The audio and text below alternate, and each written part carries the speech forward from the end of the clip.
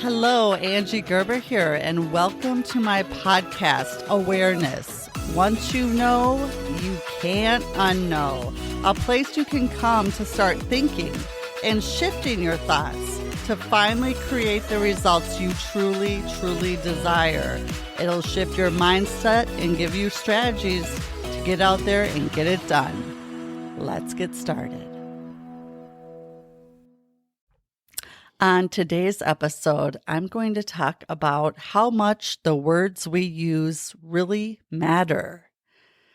You know, when I was probably in my early 20s, I had this friend and we had been friends since, we were probably 14, 15 years old and been through a lot, ups and downs, friends with, we had friends in common, we went through boyfriend drama, all the stuff that you do in your high school, late teen, early 20s. And I know that we'd party together a lot, and I just saw this progression of just how mad she would get when she would be drinking. And it always usually ended in her and her boyfriend in some sort of a fight. And you just kind of knew it was going to happen. So one night we went out and I could see where the night was going. And I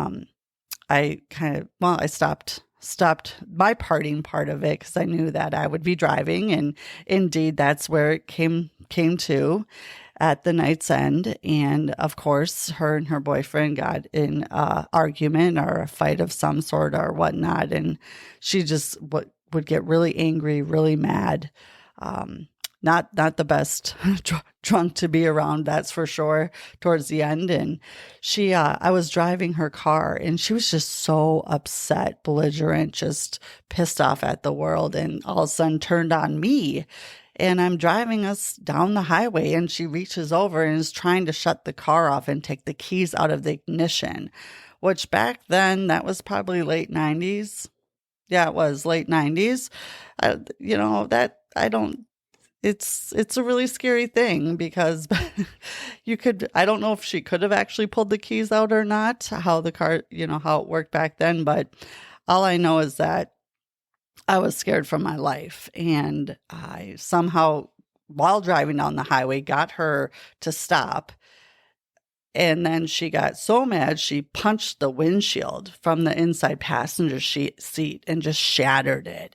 And I was just, whoa, like this had gone steps further than it had ever gone before. And now, I was always helping her and consoling her when they would fight, or her and her boyfriend, as it always ended up, whatever.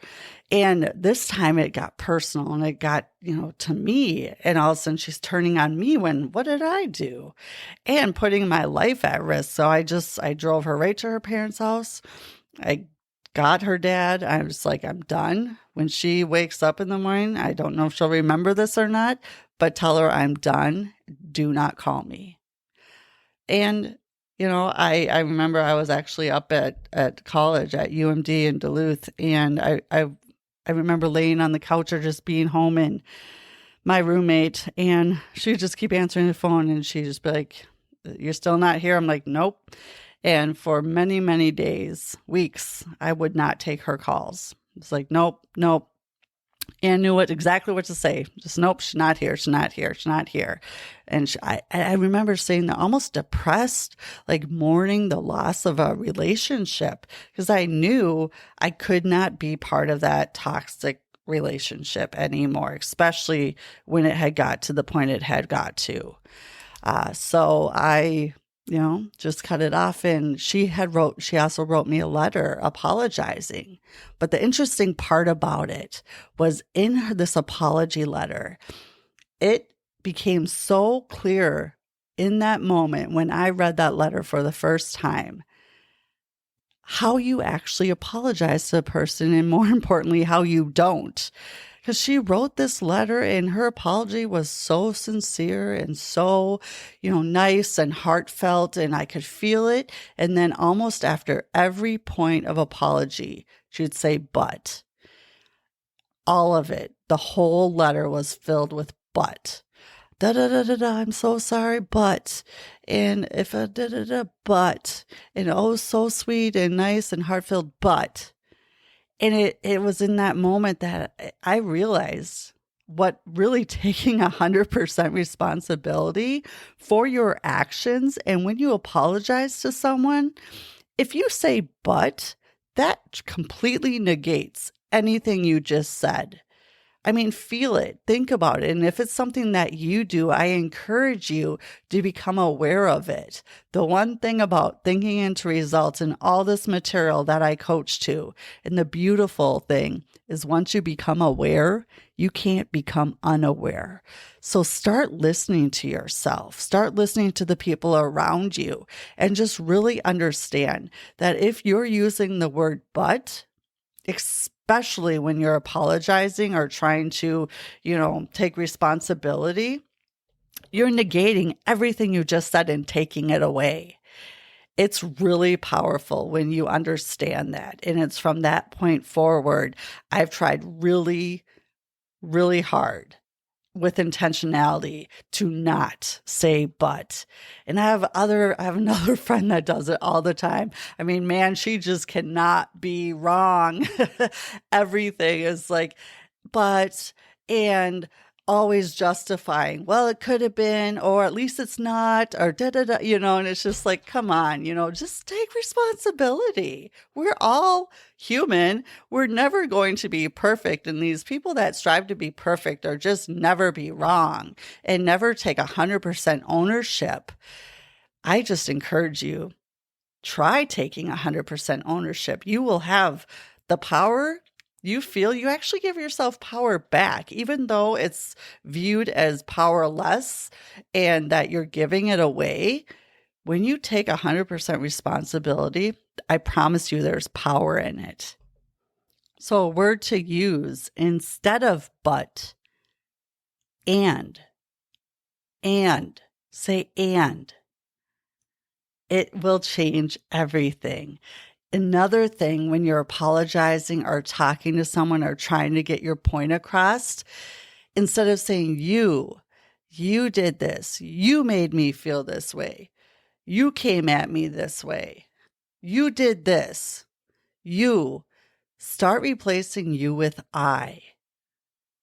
I felt this way when this happened. I went to this feeling. I felt that, and it could be something where you're talking in joy. It's not always has to be negative.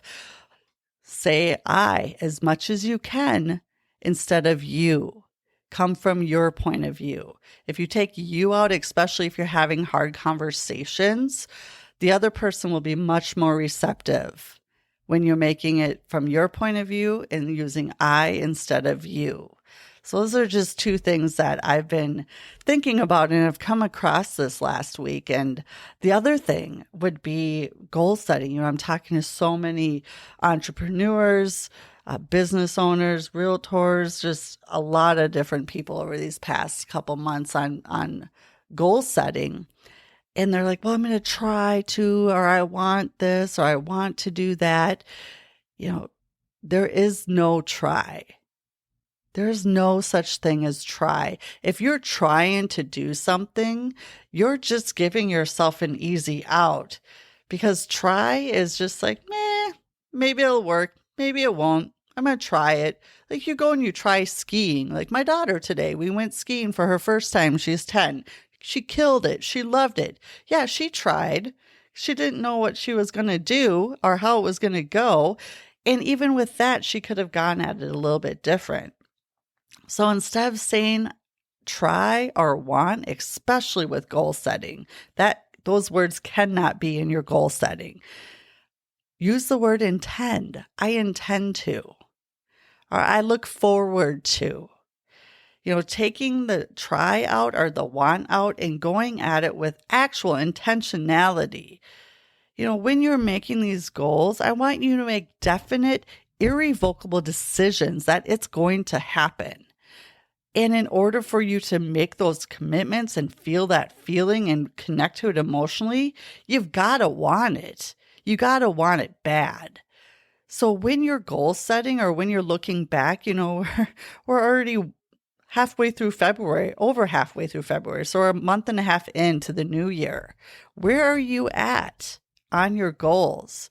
Are you still as excited as you were on day one? And if not, think about using the words progress, expansion, advancement, flourish, increase. These words matter. It matters how you write your goal out, how you speak it out loud, how you use auto-suggestion to visualize and connect emotionally to your goals every day. And if you're just trying to do something, that's not going to cut it. So that's some words to definitely be thinking about as you're going through this. The other, this came up in my household again. And I know we all have our own little things that we do with ourselves and with our, significant others, our kids, our people we work with maybe. Hate, the word hate. I really am trying to get my kids to choose a different word because I feel truly there's already enough hate out there. We don't need to be spewing more hate, people. we really don't. It's taken care of. Let's just find another word. So, I asked them to maybe use the word dislike or not my favorite or I would rather. But hate, at least when I was growing up, that was a really strong word. And for you to hate something, I don't know. I just think there's a different word, different way to go about it. So that's another one that we talk about. And the other one that I catch so many people using, and I used to use all the time, is starving. I'm so starving. Whenever my kids say that, and I don't know when it flipped a switch for me, but now I'm just like, you know what? Actually, I could, maybe we should go on a trip and I could actually show you people that are truly starving. You're hungry. You've got plenty all around you. You can get food at any time, any place, anywhere within your environment. You are not starving. You are hungry. And I just think it's interesting perspective to teach at least my kids and give them a different viewpoint of, how much their words really, truly do matter when they use hate and they use starving and try and you made me feel this way or you this or you do that. And we talk about choice. We talk about, how it can lead to good consequences and bad consequences. And it's just, again, another way that words, they really do matter. And so many of us just don't think about it or don't realize it. And again, 90 to 95% of the population are just going through their day, not thinking at all. So I really thought this was important just to touch on today, how much words truly matter. And on top of that, your subconscious is always eavesdropping on your thoughts. So not only spoken words, but what you're thinking. When you're looking in the mirror as you're getting ready in the morning or when you're first getting up, are you finding the good at what you're seeing or thinking? Or is it going right to the negative? Oh, look at the bags under my eyes. Or, oh my gosh, I got to get these last 10, 20 pounds off. I'm feeling so fat. Or I wish this. Or, oh, I want to do that instead, and making it in a negative sense. Because what I encourage you to do is find the good and find the gratitude in what you're looking at or what you're doing, and then go from there and go with I intend to and turn it into something that's a goal or something that you can work towards, but not focusing on the negative. So many of us get up in the morning and we go right into where we left off the day before and thinking about negative stuff or what went wrong or, just living in the past. And the thing is, and what took me a while to understand and is so freeing once you understand it and really work at it, because you will have to work at it every day, is that what is in the past and what is done, even yesterday, is done and you cannot change it. You can learn from it. You can do better. You can make different choices. You can't go back and change it. What's done is done. So focus on what you can do, what you can change, where you can go from here. And words matter. Words matter. Focus on the words that will get you into a good vibration and a good feeling that connect you emotionally in a good state of mind and not negative. And if you're saying these negative words, pay attention to them, write them down, and think about what word you could use instead. Even just do that with one word a day or one word a week. Be like, I'm going to focus on not saying this anymore, and I'm going to use this word instead. Put a rubber band around your wrist, and every time you say it, snap it, just as a little reminder. But pay attention, because words really do matter. Again, what you're thinking and what you're saying will cause you to feel a certain way. From emotional state is how we take our action or no action. And it's from taking action or no action that we get our results. So if you're not liking your results, back it up. It's because you're taking actions that you may not want to take because you're feeling a way you don't want to feel that's not going to get you to your goal, all because of what you're thinking and saying. It starts with your thinking. So start thinking into results, realizing that the words you're thinking and the words you're saying out loud really, really do matter. Thanks for spending some time with me today. And if you like what you heard, feel free to share, like, subscribe, follow, do whatever it is you do. I'd love to get this out to as many people as possible because it truly all does start with awareness. Once you know, you cannot unknow, and it changes everything. And of course, if I can help in any way, I'm here and happy to do so. Until next time, make it a good one.